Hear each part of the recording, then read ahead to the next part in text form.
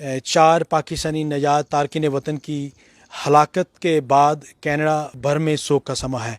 कई इमारत पर परचम सरनगू कर दिए गए हैं और जैसा कि आप मेरे पीछे देख सकते हैं, ये एक मुकामी स्कूल की इमारत है जिसका परचम सरनगू है।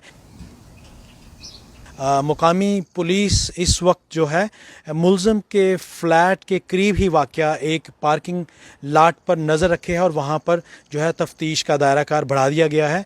इसके अलावा समाजी और मजहबी जो तंजीमें हैं उनकी पुरज़ोर ये अपील है कैनेडियन वज़ीर जस्टिन ट्रूडो से कि वो इस वाक़या को मामूली वाक़या ना समझे और इस वाक़या को दहशतगर्दी की वारदात के तौर पर ही जो है देखा जाए और मुलज़म के ऊपर जो है दहशतगर्दी की दफ़ात जो हैं वो आयद की जाएँ।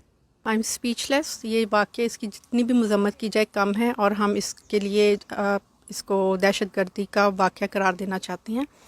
जस्टिन ट्रूडो ने हमें कहा कि कनाडा में दहशतगर्दी या इस्लामोफोबिया की कोई जगह नहीं है।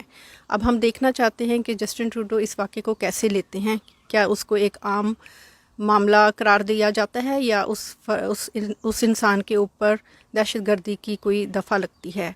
हम सब मुस्लिम नॉन मुस्लिम कम्युनिटी सब कम्युनिटीज़ को इकट्ठे होकर इस्लामोफोबिया के और इस नफरत भरे इक़दाम के ख़िलाफ़ इकट्ठे होना है और इसको हमेशा हमेशा के लिए कनाडा में ख़त्म करना है ताकि यहाँ पे multiple societies including Muslim non Muslim everybody can live peacefully.